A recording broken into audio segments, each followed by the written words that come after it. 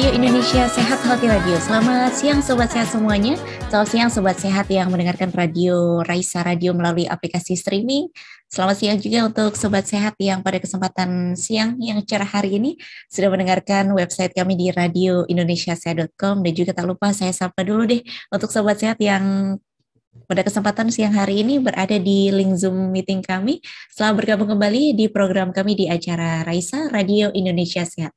Hari ini 21 April 2022 merupakan hari yang bersejarah bagi Indonesia, yaitu Hari Kartini. Selamat Hari Kartini untuk kita semua Sobat Sehat. Kita memperingati betapa besar jasa Ibu Kartini yang dari gelap menuju cahaya, dari yang gelap menuju yang terang, untuk kita biar tetap menjunjung tinggi ilmu pengetahuan. Dan seperti halnya Raisa Radio, Sobat Sehat, bahwasanya Raisa Radio Indonesia Sehat selalu memberikan informasi menarik untuk Anda, menarik dan juga bermanfaat dan menyenangkan, karena Raisa Radio memberikan informasi seputar kesehatan dan selalu dan bisa Anda ikuti melalui Instagram kami di @raisaradiogm.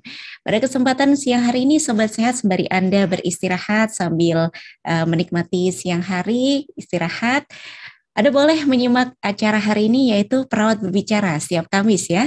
Di Perawat Berbicara pada kesempatan siang hari ini selama 1 jam ke depan, Sobat Sehat, kita akan berbicara mengenai pandemi dan KDRT. Seperti yang kita tahu, data-data menunjukkan bahwasannya di masa pandemi ini tentunya kita mengalami adaptasi yang luar biasa. Dan ada beberapa data yang menyebutkan bahwasannya KDRT meningkat di masa pandemi. Nah, mari kita tengok seperti apa hubungan antara pandemi dan juga KDRT. Kita akan berbincang bersama dengan narasumber kami. Ada Mbak Irba Tartila Amtias, sarjana keperawatan nurse atau Mbak Ila, akan ditemani oleh Mbak Agnes Daitora Raba, sarjana keperawatan nurse atau Mbak Agnes. Jadi selamat bergabung Sobat Sehat untuk Anda, dan untuk Anda boleh berpartisipasi secara langsung. Yang di Zoom boleh raise hand atau boleh juga mengajukan pertanyaan by chat. Dan untuk Anda Sobat Sehat yang mendengarkan kami melalui radio streaming, boleh mengajukan pertanyaan melalui WhatsApp dengan format nama dan juga pertanyaannya apa di nomor 0858 8065 5970. Sekali lagi 0858 8065 5970. Oke deh, langsung saja kepada Mbak Agnes kami persilahkan. Baik, terima kasih Mbak Galuh untuk kesempatan yang diberikan. Assalamualaikum warahmatullahi wabarakatuh. Selamat siang dan salam sejahtera untuk kita sekalian.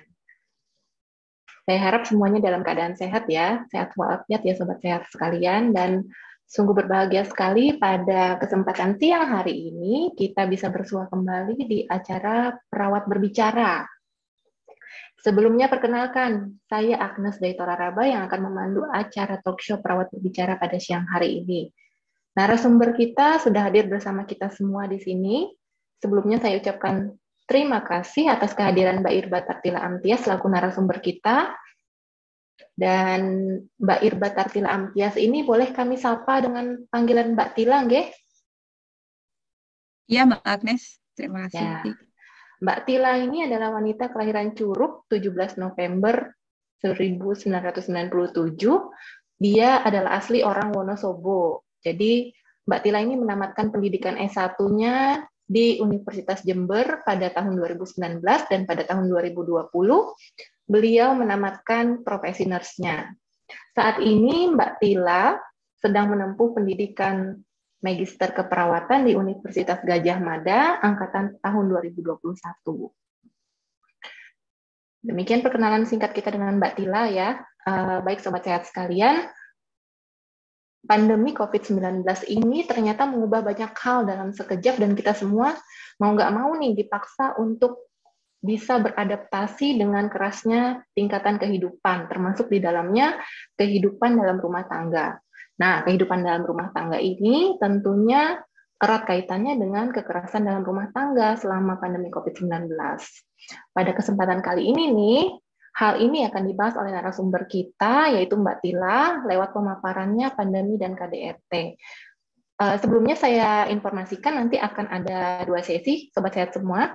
Di sesi pertama, narasumber memaparkan materinya selama kurang lebih 20 menit. Nanti selanjutnya akan boleh kita lakukan tanya jawab atau mungkin sharing pengalaman dari Sobat Sehat sekalian, mungkin pernah menjadi saksi mata kekerasan dalam rumah tangga itu sendiri, atau mungkin malah pernah mengalami kekerasan dalam rumah tangga. Boleh nanti di-sharingkan, tidak apa-apa, dan tidak perlu malu untuk berbicara. Kemudian nanti boleh pertanyaannya seperti yang sudah disampaikan Mbak Galuh tadi melalui kolom chat atau juga bisa raise hand. Baik, selanjutnya saya persilahkan kepada Mbak Tila untuk menyampaikan materinya terlebih dahulu. Waktunya telah disediakan. Silakan Mbak Tila. Baik, terima kasih Mbak Agnes sudah memperkenalkan saya sebelumnya, dan juga terima kasih kepada Raisa Radio karena sudah memberikan kesempatan kepada saya untuk berbicara pada forum hari ini, yang kebetulan bersamaan dengan Hari Kartini. Selamat Hari Kartini lagi Mbak Galuh, Mbak Agnes, dan juga teman-teman sekalian. Jadi, sesuai dengan yang disampaikan Mbak Agnes dan Mbak Galuh tadi ya, pandemi COVID-19 yang sudah berlangsung sejak awal 2020 ini memang sudah membuat masyarakat kan harus beradaptasi dengan berbagai macam perubahan-perubahan yang ada ya dalam kehidupan sehari-hari seperti itu. Dan perubahan-perubahan tersebut termasuk juga berbagai macam kebijakan-kebijakan yang dibuat sedemikian rupa untuk tentu saja menangani dari pandemi ini ya. Kebijakan-kebijakan tersebut tentunya juga memiliki berbagai macam dampak pada masyarakat, baik yang negatif ataupun positif, yang mungkin diperhitungkan ataupun tidak diperhitungkan. Nah, salah satunya itu juga berdampak pada kehidupan dalam rumah tangga dan juga permasalahan mengenai kekerasan dalam rumah tangga. Baik, jadi sebenarnya tema pandemi dan KDRT ini nih, apa sih yang sebenarnya membuat Mbak Tila ini loh tertarik buat mengulas topik tentang KDRT dan pandemi ini? Monggo Mbak Tila. Sesuai yang tadi Mbak Galuh katakan ya kan, memang ternyata kasus kekerasan dalam rumah tangga ini meningkat selama pandemi. Di sini menurut catatan Komnas Perempuan, kasus kekerasan dalam rumah tangga terhadap perempuan selama pandemi tahun 2020 saja itu sudah naik sebanyak 75%.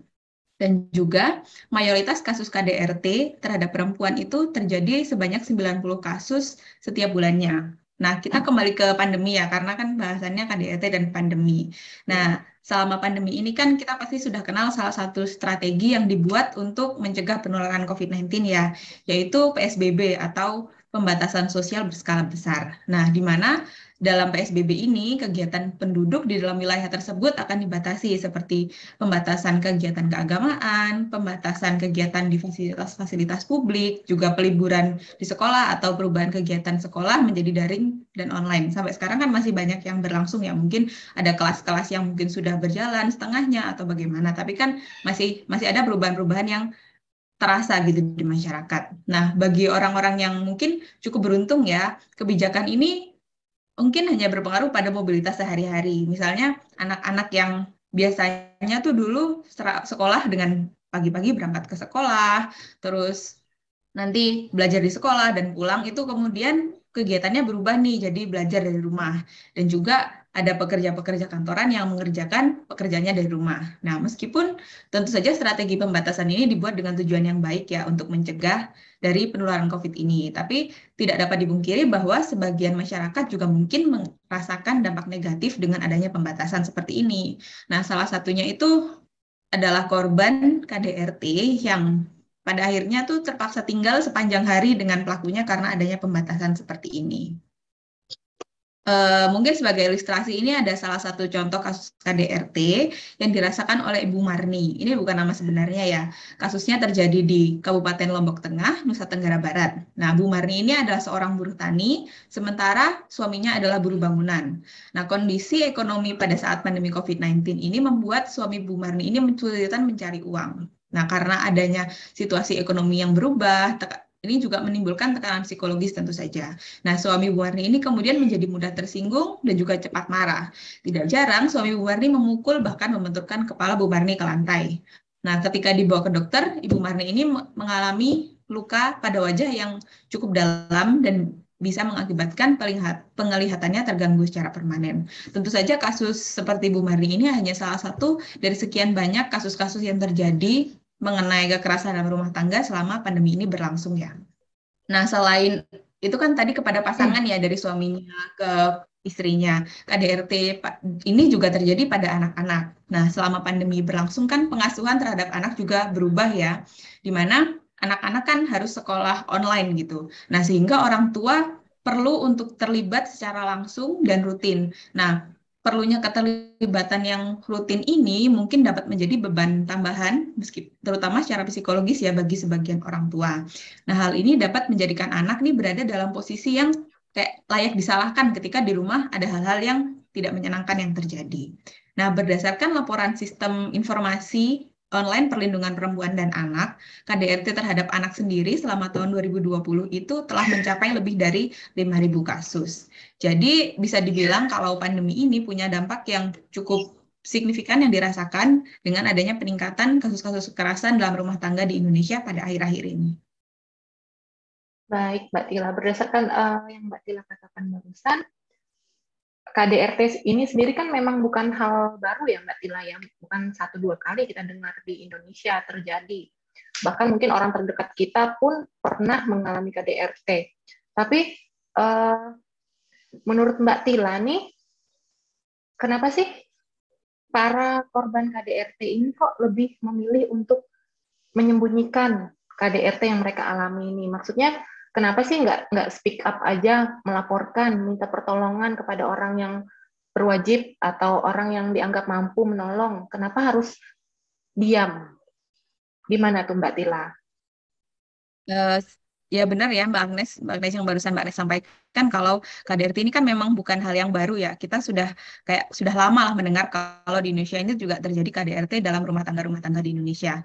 Nah, kompleksitas dari kasus KDRT ini adalah pelaku sendiri itu merupakan orang terdekat dari korban, di mana kasus-kasus KDRT cenderung dianggap permasalahan yang bersifat private ya, yang harusnya mungkin masyarakat tuh melihat kayak, oh cukuplah diselesaikan antara kedua pihak, yaitu korban dan pelaku, karena harusnya kan sebagai keluarga bisa menyelesaikan masalah sendiri seperti itu. Padahal kasus KDRT itu tentu saja karena sudah ada kekerasan di situ, bukan lagi permasalahan privat yang tidak boleh diketahui orang lain. Kasus kekerasan dalam rumah tangga kan ini mayoritas dialami oleh perempuan ya, meskipun bukan berarti tidak dapat terjadi pada laki-laki. Nah, melaporkan kasus kekerasan yang dilakukan oleh pasangannya ini terkadang membuat korban itu malah disudutkan dengan anggapan kekerasan yang terjadi itu karena korban dianggap tidak mampu nih menjadi pasangan ataupun orang tua. Sehingga ketika korban ini melaporkan, makanya bukannya mendapatkan perlindungan, korban ini justru disudutkan juga ketika berada di masyarakat, sehingga korban malah tidak memiliki tempat yang aman gitu ya. Jadi ketika di rumah dia mengalami kekerasan, ketika di masyarakat dia disudutkan seperti itu. Selain itu juga ada faktor ekonomi ya. Jadi ketika korban ini bergantung secara ekonomi terhadap pasangannya, dan pasangannya kemudian melakukan kekerasan, korban ini juga akan merasa takut untuk melaporkan karena ya itu tadi, karena dia bergantung secara ekonomi sehingga mungkin takut akan kehilangan dukungan finansial bagi dirinya ataupun ketika punya anak berarti juga dengan anaknya, seperti itu. Nah, tindakan kekerasan itu juga tidak hanya masalah kedua faktor tadi, itu juga memiliki siklus kekerasan. Nah, dalam siklus ini itu setelah tindakan kekerasan akan muncul fase cool down ya, di mana pelaku ini akan merasa, oh saya salah ya, tindakan yang saya lakukan barusan salah. Kemudian pelaku ini minta maaf nih terhadap korban, kemudian saling bermaafan dan keduanya akan kembali berbaikan gitu ya, masuk ke dalam fase romantis. Nah, dalam fase ini korban dan pelaku ini akan saling mengembangkan harapan positif. Jadi mungkin pelaku berharap bahwa korbannya mungkin akan lebih menyesuaikan kepada pelakunya dan korban mungkin berharap, oh mungkin dia tidak akan melakukan hal itu lagi.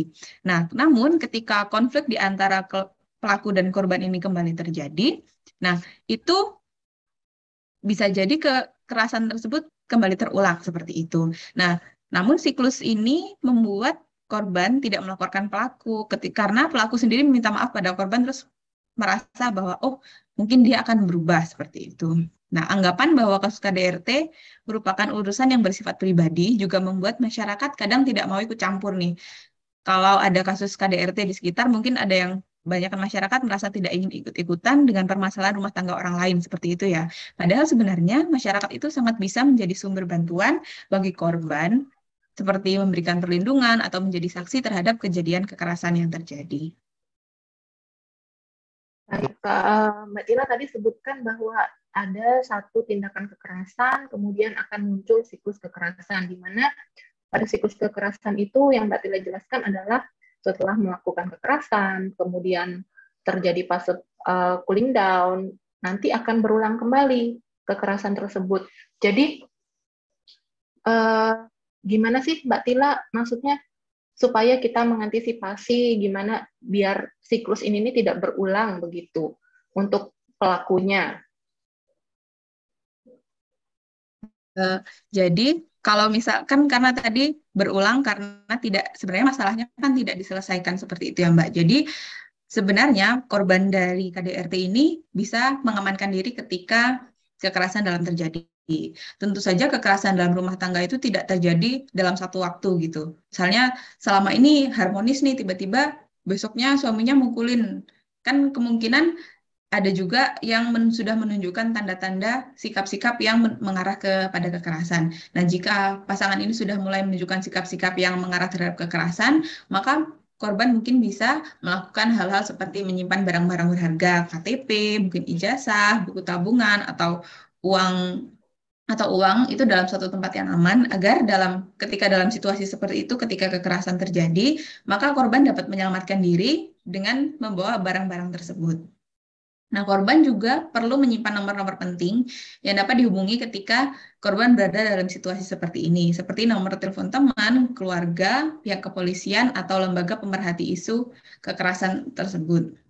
Nah, salah satu pihak berwenang kan tadi saya juga menyebutkan pihak-pihak yang berwenang ya. Itu yang pertama adalah call center dari Sahabat Perempuan dan Anak atau SAPA di 129, atau juga bisa melakukan pengaduan ke konsultasi ke Pusat Pembelajaran Keluarga dengan menghubungi 021 344 8510. Nah, itu barusan kan buat pasangan yang mungkin sudah ada kekerasan dalam rumah tangganya ya. Tapi mungkin bagi pasangan-pasangan yang belum menikah, ada baiknya juga untuk mengetahui hal-hal yang bisa dilakukan agar KDRT ini tidak terjadi seperti itu, Mbak. Jadi seperti mengembangkan komunikasi antar satu dengan yang lainnya, memahami bagaimana pasangan kita ini dalam mengatasi sebuah konflik. Nah, dengan memahami hal-hal seperti itu, maka resiko terjadinya kekerasan itu dapat diturunkan seperti itu. Pasangan-pasangan yang akan menikah juga mungkin bisa ikut dalam konseling-konseling pranikah yang dapat mematangkan kesiapan pasangan tersebut terhadap pernikahan. Baik, Mbak Tila. Berarti ini ya yang lagi tren seperti sekarang ini ya, ada seperti perjanjian pranikah, konseling pranikah seperti itu ya. Nah, mungkin boleh dicontoh itu bagi yang belum menikah ya, sobat sehat semua. Kemudian Mbak Tila, kalau kita nih sebagai orang yang melihat atau menemukan atau menyaksikan tindakan KDRT tersebut terjadi, apakah boleh kita sebagai orang yang tidak ada hubungannya nih, tapi kita saksi mata melaporkan kejadian itu, atau bagaimana sebaiknya hal bijak apa yang harusnya kita lakukan? Baik, Mbak Agnes. Jadi kan kita juga mungkin kalau yang tadi kan sebagai korban atau pelaku, nah ini sebagai orang yang mungkin melihat ya saudara atau teman terdekat kita itu mengalami KDRT, maka yang dapat dilakukan itu adalah pertama menawarkan bantuan dan perlindungan. Nah, bantuan ini bisa berupa pendampingan bagi korban untuk mencari tempat tinggal yang dirasa dapat memberikan perlindungan bagi korban. Nah, selain itu, apabila korban memiliki anak, misalnya korban ini adalah pasangan gitu ya. Apabila korban memiliki anak, pastikan juga bahwa si anak ini mendapatkan keamanan yang dibutuhkan. Dengan memberikan bantuan berupa tempat tinggal yang aman, maka kita bisa membantu melindungi korban dari kemungkinan tindakan kekerasan lanjutan dari si pelaku. Selanjutnya itu tidak menghakimi korban dan mendengarkan cerita korban secara keseluruhan. Nah, di sini tugasnya kita juga termasuk mendengarkan, di mana kita tidak boleh menilai, oh si korban ini sebenarnya yang salah seperti itu, apalagi menghakimi ya. Ketika si korban merasa memiliki dukungan dari kita, maka ia kan lebih terbuka gitu. Dengan pendampingan yang kita berikan, mungkin nanti korban akan semakin siap untuk menceritakan bagaimana bagaimana ceritanya dan apa yang terjadi, seperti itu, dan dengan dukungan yang ditunjukkan kepada korban, maka korban itu akan memiliki keberanian seperti itu. Nah, kemudian kita juga bisa mempelajari dan memahami prosedur dari pelaporan mengenai kasus kekerasan. Di sini kita bisa mencari organisasi atau lembaga-lembaga dan komunitas yang bisa membantu kita untuk mendapatkan nih kira-kira apa yang harus kita lakukan sebagai sebagai apa ya bahasanya itu saksi gitu ya terhadap kekerasan yang terjadi seperti itu. Nah, yang kemudian itu kita juga harus mendukung dan membantu ketika korban ingin melaporkan. Nah, mungkin korban sudah ada niat nih, oh saya mau melaporkan, tapi mungkin ada perasaan-perasaan yang, oh kayaknya saya takut deh gitu. Nah, itu dengan dukungan yang kita berikan, mungkin dia akan lebih percaya diri ketika ingin melaporkan kekerasan yang terjadi. Dan yang lebih penting lagi adalah kita juga harus aware dengan yang terjadi di sekitar kita, pada teman-teman dan juga keluarga terdekat kita. Baik, wah ternyata topik ini mungkin agak berat di siang hari ini, tapi ternyata menarik ya Mbak Tila ya. Mau nggak mau kita harus melek nih, harus tahu apa sih yang harus dilakukan kalau sebagai saksi mata dari kejadian KDRT tersebut. Boleh sekarang kita sapa pendengar kita Mbak Tila? Sobat Sehat semua, Raisa Radio. Ada pertanyaan? Ya, silakan. Mungkin ada yang ingin berbagi pengalaman atau... Ada pertanyaan nih buat Mbak Tila. Nah, dari Mas Ilham Akbar. Halo Mas Ilham. Terima kasih sudah mendengarkan Raisa Radio, dan pertanyaannya, siang Raisa Radio, bagus sekali acara hari ini.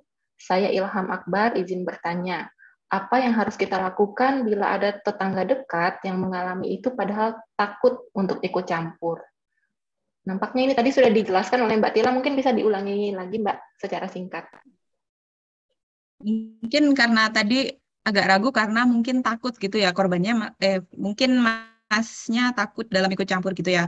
Mungkin kita sebagai orang yang melihat bisa melakukan pendekatan terhadap korban gitu. Nah, ketika dengan membangun kepercayaan, maka korban mungkin akan berani nih, oh orang ini sepertinya saya bisa percaya nih sama orang ini. Nah, dengan adanya kepercayaan seperti itu, maka korban mungkin akan perlahan-lahan menjadi terbuka dengan kita dan mulai dapat bercerita seperti itu. Mungkin juga sambil agak dipancing sedikit, tapi kita tidak boleh terlalu kayak, oh kemarin saya lihat kamu dipukulin seperti itu. Nah, dengan pendekatan yang secara perlahan itu dapat membangun kepercayaan antara si korban dengan orang yang mungkin akan membantu seperti itu. Komunikasi sebagai pendengar yang baik ya Mbak Tila ya, nampaknya begitu. Selanjutnya ada pertanyaan dari Mbak Himatul Fitriah. Halo Mbak Himatul, terima kasih sudah mendengarkan Raisa Radio.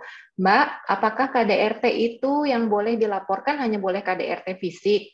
Bagaimana bila kekerasan secara verbal, misalnya dimaki-maki begitu? Ya ini banyak kita temukan ya Mbak Tila, bukan hanya di luar, tapi orang terdekat mungkin mengalami. Mungkin bisa dijelaskan, Mbak? Baik, terima kasih Mbak Hikmatun ya yang bertanya. Nah, ini tentu saja kekerasan yang dapat dilaporkan itu tidak hanya kekerasan berbentuk fisik juga. Karena kekerasan itu pasti memiliki berbagai macam jenis gitu ya. Seperti mungkin kekerasan fisik yang paling umum terjadi. Ada juga mungkin kekerasan seksual, kekerasan verbal, kekerasan yang bersifat psikis itu dapat dilaporkan karena tentu saja masih termasuk dalam kekerasan seperti itu. Terus itu Mbak Hikmatun mungkin ada yang ingin ditambahkan.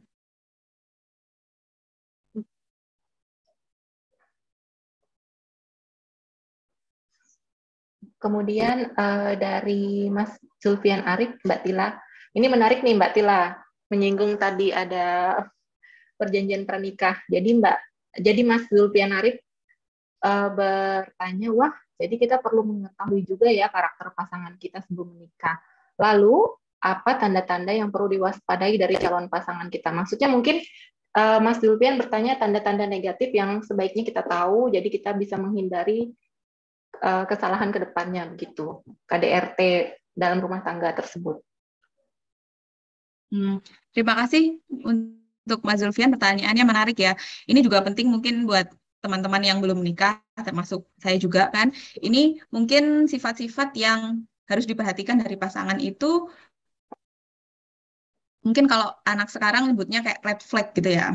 Nah, yang bisa diperhatikan dari pasangan itu adalah bagaimana ketika dia bersikap kepada kita, terus apakah dia misalnya impulsif, apakah misalnya ketika dia melakukan kesalahan ataupun kita melakukan kesalahan, itu bagaimana caranya dia bersikap terhadap permasalahan itu. Misalnya nih, dia melakukan kesalahan, terus ketika kita mencoba menyelesaikan permasalahan tersebut, dia malah membuat apa ya bahasanya. Ketika kita mencoba menyelesaikan masalah tersebut itu malah dia mencari kesalahan lain yang dapat mengalihkan pembicaraan tersebut.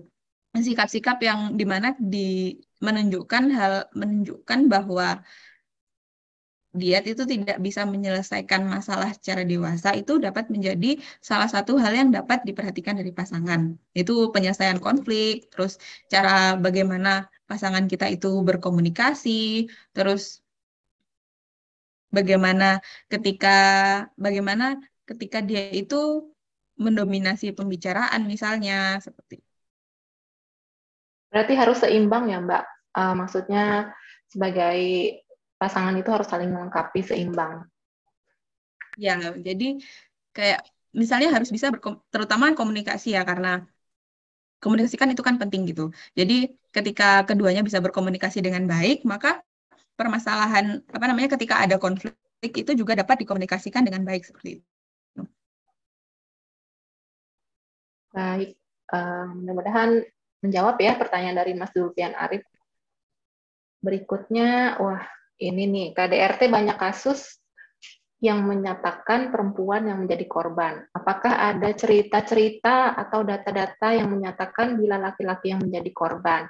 Ini pertanyaan dari Diandari Iksani. Wah, Mbak Diandari ya, terima kasih ya Mbak Diandari pertanyaannya. Menarik nih, karena banyak yang kita dengar, banyak perempuan yang mengalami KDRT ini. Tapi mungkin sebenarnya laki-laki juga tidak kalah banyak mungkin mengalami KDRT dari perempuan. Gimana Mbak Tila? Iya, jadi kan memang kalau mencari kasus-kasus KDRT itu yang keluarkan banyak perempuan gitu ya, karena rata-rata Komnasnya juga Komnas Perempuan dan Anak seperti itu ya. Nah, tapi tidak memungkiri juga bahwa KDRT ini bisa terjadi kepada laki-laki, karena kita kan memiliki berbagai macam dinamik keluarga seperti itu ya. Nah, ini tidak memungkiri bahwa laki-laki juga dapat mengalami kekerasan. Namun, sayangnya di Indonesia itu kan masih banyak pemikiran bahwa laki-laki itu pasti itu lebih kuat gitu ya. Kebanyakan mungkin masih berpikiran seperti itu. Sehingga ketika laki-laki ini mengalami kekerasan, kalau perempuan tadi kan mungkin takut melaporkan karena mungkin nanti saya dicap sebagai istri yang buruk atau ibu yang buruk seperti itu. Nah, sedangkan kalau laki-laki ini mengalami kekerasan, maka dia mungkin ada juga orang-orang yang takut dicap, saya ini kayak nggak mampu nih mengontrol dari pasangan saya seperti itu. Nah, hal itu yang ternyata menghalangi ketika laki-laki itu ingin melaporkan kekerasan yang terjadi, kayak nanti kayak nggak mungkin, kamu kan suaminya, masa iya sih istrinya sampai bisa buat kayak gitu, kamu kok nggak bisa kontrol istrinya seperti itu. Jadi bukan hanya perempuan ini ya yang merasa disakiti, laki-laki juga bisa merasa disakiti ini ternyata. Mbak Tila, kalau untuk anak-anak sendiri itu maksudnya bagaimana sih kita tahu bahwa anak-anak itu menderita kekerasan dalam rumah tangga? Hal apa yang bisa kita katakan? Mungkin kan kalau orang tua seperti marah dengan anaknya atau marah karena anaknya melakukan kesalahan kecil begitu kan?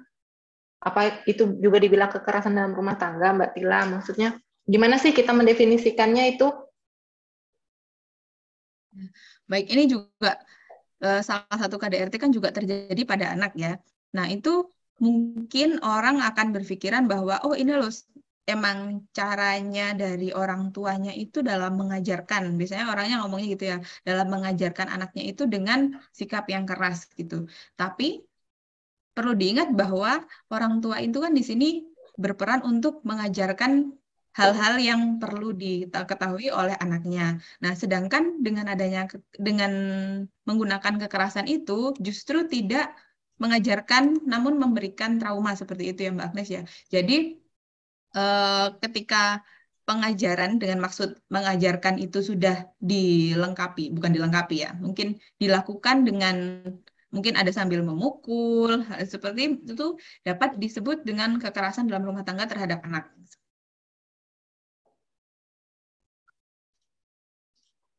Baik, lantas kalau dibilang mendidik tanpa memukul ya Mbak Tila ya, berarti memang harus memukul dengan kasih sayang mungkin lebih tepatnya. Baik, kita sampai pada sesi break dulu, kita akan mendengarkan lagu dulu dari Raisa Radio. Silakan Mbak Galuh. Oke, baik, terima kasih Mbak Agnes, dan izin Mbak Tila dan juga Mbak Agnes dan juga Sobat Sehat semuanya, asik sekali, semakin hangat obrolannya di siang hari ini tentang KDRT, ternyata luas sekali ya Sobat Sehat. Bahkan bicara soal KDRT ternyata kita juga perlu mengenali calon pasangan kita sebelum menikah. Nah, ini menarik nih. Setelah ini kita akan lanjut lagi Sobat Sehat, untuk Anda tetap menyatu bersama dengan kami di Raisa Radio Indonesia Sehat dalam program Perawat Berbicara. Satu lagu akan menemani kita di siang hari ini dengan judulnya Aku Mau. Tetap di Radio Indonesia Sehat.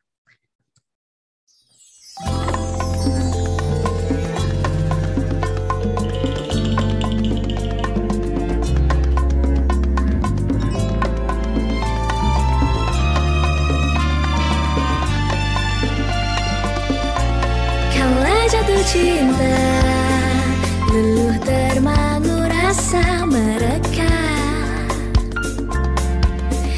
Jadikan ku delima, merah rona pesona.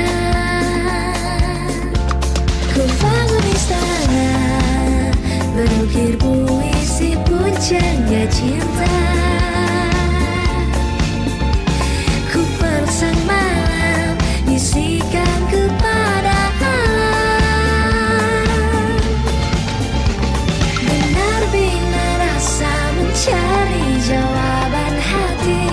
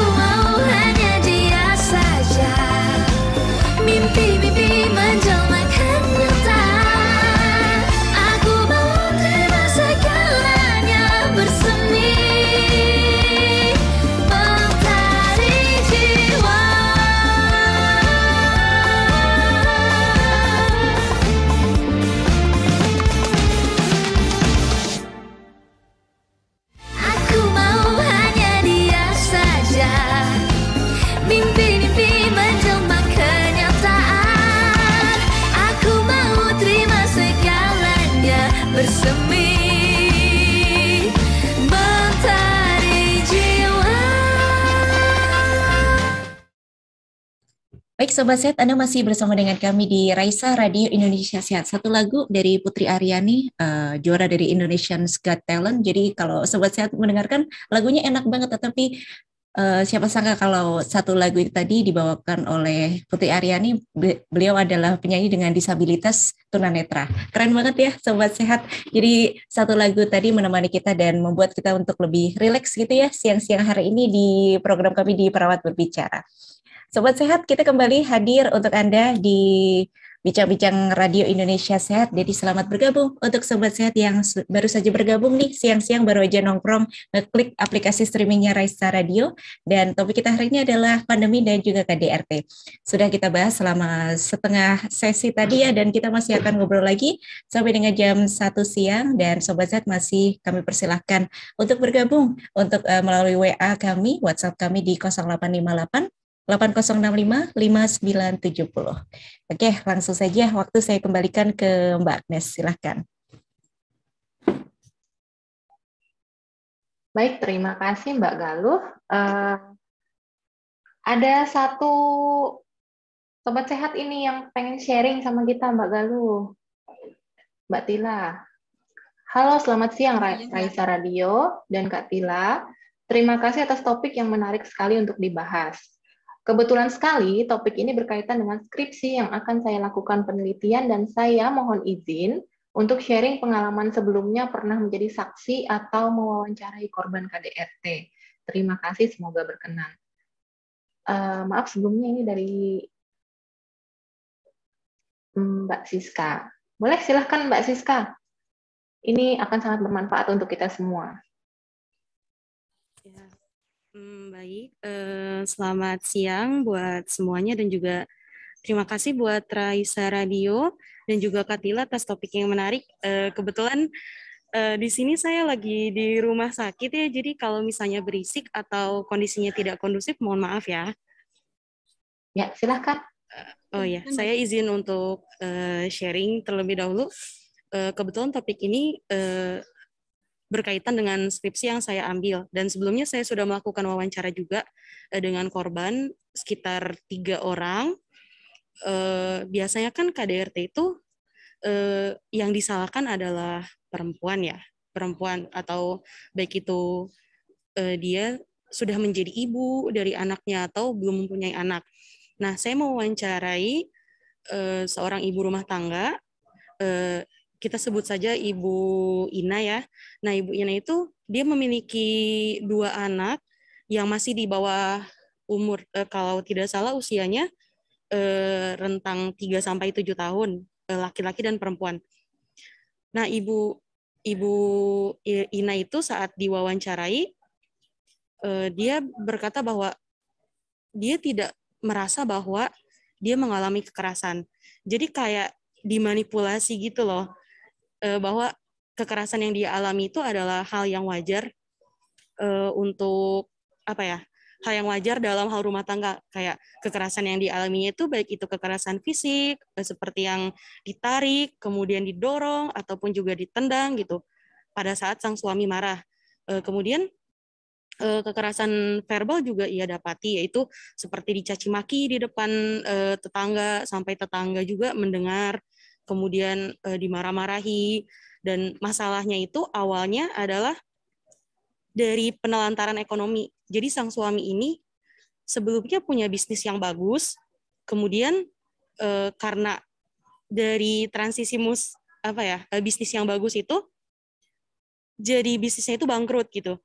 Nah, sang suami itu jadi tidak mau bekerja karena mengalami dia tidak bisa beradaptasi dengan situasi yang saat ini terjadi gitu. Karena kok tiba-tiba bisnis saya lagi bagus-bagusnya nih, tiba-tiba nggak ada yang beli, tiba-tiba bangkrut gitu. Nah, dari situ sang suami mulai tidak bertanggung jawab atas atas keluarganya sendiri, sehingga dia tidak menafkahi baik itu secara lahir maupun batin. Nah, sang istri ini atau si Ibu Ina, beliau mengingatkan bahwa suaminya harus bekerja gitu, karena kalau tidak di rumah itu mau makan apa, terus anak juga butuh kebutuhan, anak juga ada yang sekolah TK gitu kan. Tapi saat diingatkan bahwa suami juga punya kewajiban menafkahi lahir dan batin, sang suami marah-marah gitu, tidak terima bahwa loh kok saya saja gitu yang disuruh kerja, kamu saja sana gitu. Terus sang suami tidur, malas-malasan dan sebagainya.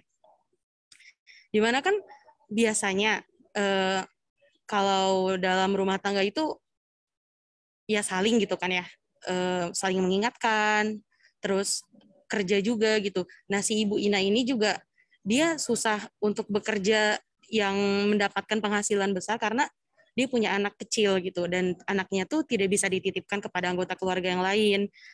Jadi cuma punya warung kecil-kecilan yang pendapatannya tidak seberapa, sementara dalam satu keluarga inti itu ada 4 orang. Nah dari situ banyak banget konflik, sampai pada saat saya temui itu banyak banget bekas-bekas kayak lebam, kemudian kondisi psikologisnya juga saat diajak bicara itu si ibunya kayak agak was-was gitu, karena mungkin takut dan malu juga. Saya sempat khawatir gitu, karena dari tatapan matanya saja sudah merasa tidak nyaman gitu. Dan itu tuh saya butuh keyakinan yang luar biasa untuk membujuk dan meminta izin kepada Ibu Ina untuk menjadi partisipan atau informan untuk data yang saya ambil. Tapi alhamdulillah beliau berkenan, meskipun sesinya lumayan menyulitkan karena sang ibu sampai nangis, kemudian sampai gemetar. Saya juga sampai nggak tega gitu. Luar biasa itu pengalaman yang sangat-sangat tidak terbayangkan ya, Mbak Siska. Selain kekerasan fisik juga kekerasan verbal. Kalau verbal itu sakit, kalau fisik itu kan bekasnya udah hilang, kalau verbal itu masih ada terus ya, teringat sampai kapanpun. Iya, seumur hidup, bahkan bisa sampai trauma juga gitu. Kemudian kondisi sang anak juga saya sempat bertanya, apakah sang anak pernah menjadi saksi gitu saat pertengkaran, ataukah anaknya itu sempat dititipkan dulu pada saat ada masalah. Terus Ibu Ina bilang bahwa anaknya juga saat itu ada di rumah, dan otomatis dampak dari KDRT itu bukan cuma ke ibu, tetapi ke anak juga kan. Dan kondisi anak juga di bawah umur, sementara anak yang di bawah umur itu masih dalam bimbingan orang tua. Dan harusnya rumah itu, keluarga inti itu adalah pusat pembelajaran utama yang mendidik seorang anak untuk menjadi akan seperti apa sih ke depannya gitu. Seiring berjalannya waktu, seiring pertumbuhan dan perkembangannya, baik itu dari segi psikologis, kemudian fisik, biologis, itu tergantung dari keluarga utama. Akan tetapi bagi sang anak yang tidak mengerti apa-apa, justru keluarga adalah bencana karena itu kejadian seperti itu. Dan anaknya sempat direhabilitasi karena dia tidak mau bergaul dengan teman-temannya karena malu. Anak tetangganya juga, teman yang seumuran itu, mendengar atau menyaksikan juga. Nah dari situ Ibu Ina mulai memberanikan diri.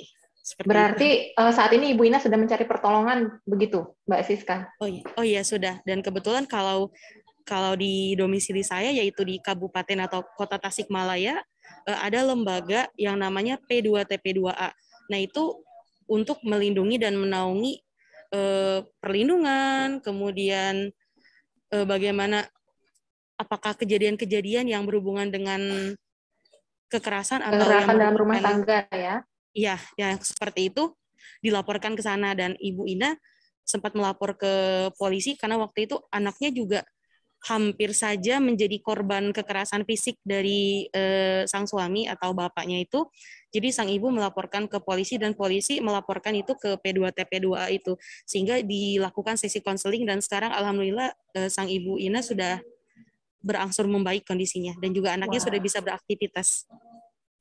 Puji Tuhan ya, berarti maksudnya saat ini sudah Bu Ina dan anaknya sudah tertolong kondisinya. Tapi tetap itu akan menjadi hal yang sangat traumatis, terutama buat anak ya, karena masa kecilnya sudah terekam kegiatan-kegiatan kekerasan dalam rumah tangga, itu akan pasti terbawa. Jadi memang perlu pelatihan buat menghilangkan rasa traumatik itu sendiri ya, Mbak Siska ya. Wah, terima kasih Mbak Siska. Sharingnya ini sangat menarik dari pencari sumbernya langsung ya. Sangat menarik Mbak Siska, terima kasih.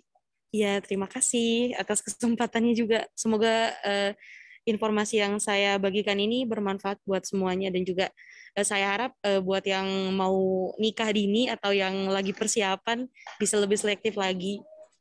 Nah, benar itu. Baik, Dicari terima bibit kasih. bebet bobotnya. Setuju. Terima kasih Mbak Siska untuk sharingnya. Ya. Dan baik pemirsa Sobat Sehat sekalian, pada kesempatan siang ini, sebelum menutup perbincangan kita nih Mbak Tila, ada dari Mbak Tila sendiri apa sih yang ada pesan nggak sih yang ingin Mbak Tila sampaikan kepada para korban KDRT ataupun para saksi mata yang menyaksikan KDRT itu sendiri? Baik, terima kasih Mbak Agnes juga Mbak Siska tadi atas sharing pengalamannya yang luar biasa ya, karena sudah sampai langsung gitu kan dari korbannya, dan juga sudah jelas, sudah runtut gitu ya kronologinya seperti apa. Nah, sebelumnya mungkin saya juga mau menanggapi dari ceritanya Mbak Siska ya, karena itu kan tadi Mbak Siska di awal bilang kalau Ibu Inanya ini juga merasa kalau kekerasan yang dialaminya itu juga bukan hal yang salah gitu, kayak hal yang wajar lah, oh saya wajar kok kekerasan ini juga terjadi di dalam rumah tangga, itu hal yang mungkin memang terjadi gitu, mungkin ibunya. Itu salah satu yang mungkin dirasakan agak mengkhawatirkan ya di Indonesia, karena harus sampai tahap seperti apa ketika orang-orang ini merasa bahwa oh ini kekerasan yang seharusnya tidak terjadi seperti itu. Nah, kekerasan dalam rumah, saya ingin menyampaikan bahwa kekerasan dalam rumah tangga itu kan merupakan pelanggaran terhadap hak asasi manusia, dan sudah saatnya bahwa kita itu masyarakat Indonesia tidak lagi memberikan toleransi terhadap kekerasan apapun itu bentuknya dan siapapun itu korbannya.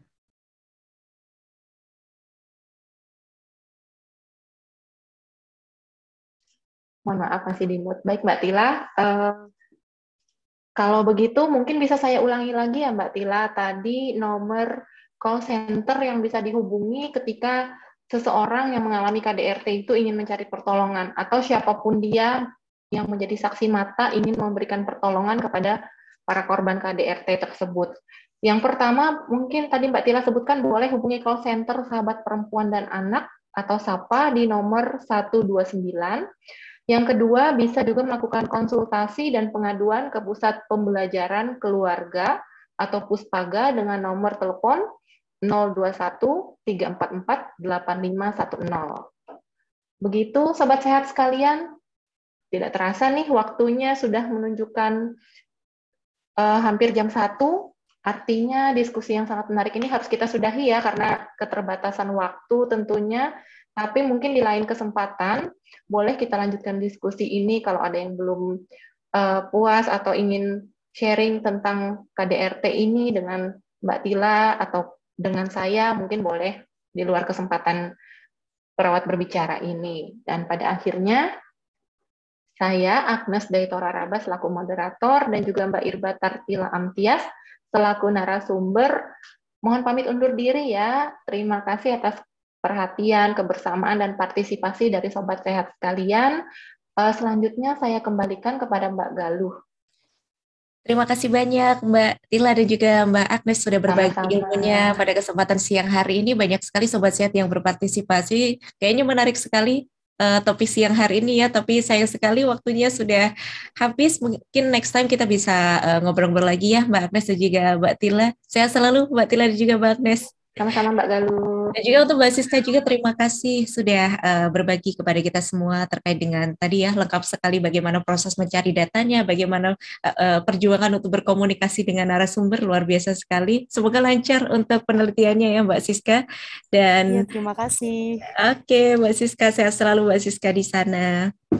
Sobat Sehat, demikian ya bincang-bincang kita hari ini, perawat berbicara pandemi dan juga KDRT tadi, pesan dari Mbak Tila dan juga Mbak Agnes ya, Sobat Sehat, untuk kita tidak memberi toleransi. Artinya kita punya peran untuk yang bisa kita lakukan untuk meminimalisir dari KDRT itu sendiri. Tadi sudah disiapkan tadi ya tips-tipsnya apa, ada call centernya juga, jadi kita bisa punya peran berkontribusi untuk menurunkan kasus KDRT di Indonesia. Semoga bermanfaat obrolan kita hari ini Sobat Sehat, dan jangan lupa untuk ikuti terus acara-acara dari Raisa Radio melalui Instagram kami di @raisaradiogm dan juga di podcast-podcast kami, dan tentunya dengan topik-topik kesehatan yang menarik dan juga insya Allah bermanfaat untuk Anda di Spotify kami di Raisa Radio Indonesia Sehat. Terima kasih banyak atas kebersamaan Anda Sobat Sehat yang di radio, di Zoom, maupun di website kami di radioindonesiasehat.com. Saya Galuh beserta dengan kru yang bertugas mohon pamit undur diri. Salam sehat, sampai jumpa minggu depan di Perawat Berbicara. Dadah.